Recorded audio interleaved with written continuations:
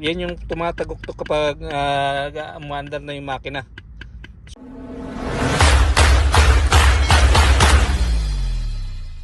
It's me again, Daniel TV Vlog. So yung topic naman natin ngayon is para yung cause na magiging problema kapag maingay ng makina. So ito, meron tayong binili na crankshaft bearing.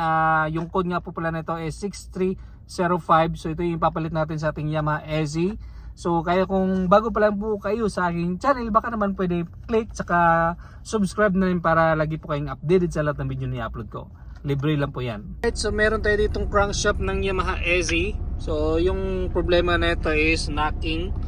So yung cause kasi ng pag-knocking is ito, yung kanyang bearing. So dito yan, signal side bearing or tawag dito crankshaft bearing. Pinakamaganda advice ko pag magpalit na kayo ng crankshaft bearing, so isabay nyo yung kanyang Conrad pin. Tapos ito, kailangan original yung ipapalit nyo. Yung code nga po pala nito is 6305. So ito, meron tayong binili. Ito original yung bibili natin dyan, hindi tayo bumili ng local. Ito 6005 yan yung code. So ito yung original made in Japan na NSK.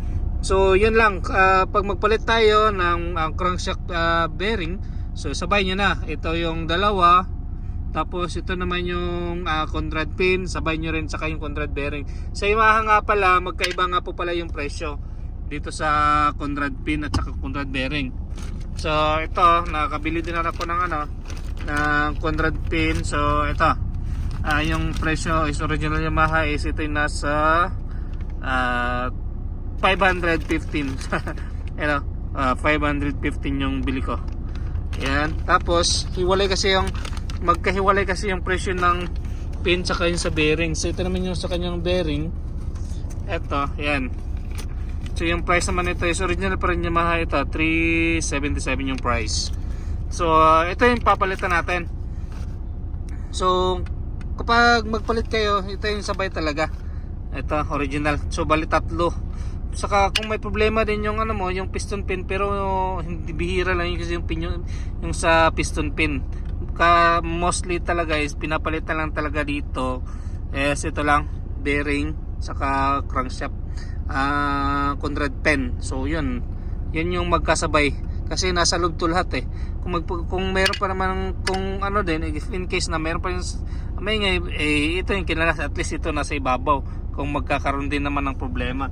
So ito lang yung advice ko pag magpalit kayo ng sa yung Yamaha EZ. Actually yung EZ 1, version 2, version 3, same lang po sila ng bearing ito. Same lang. So kung magpalit kayo, package nyo na buo. Tapos ito dadalhin ko na sa machine shop kasi mas maganda talaga ito meron yung machine shop. So doon ko na dadalhin to, pupunta na ako ng shop.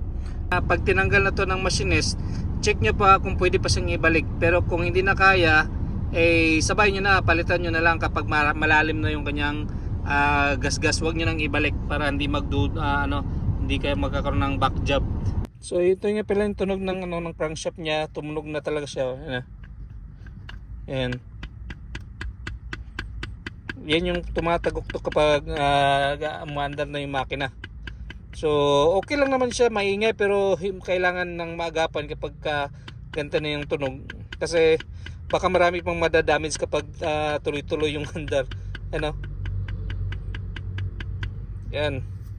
So kaya nga sabi ko, kung ito lang yung problema, sabay nyo na itong dalawang bearing sa kabilaan kasi tatamaan dito ng press kapag tinanggal yung bearing dito sa kabila. So wala na talaga to. Lakas na ng kaya maagapan ng maayos. Yan, yung cost nga pala na ito kapag hindi kayo palagi nag-change oil. Yan. So kailangan tingnan nyo yung oil nyo na wag na masyadong maitim, tsaka nyo papalitan. So yun yung pinakamaganda kong advice.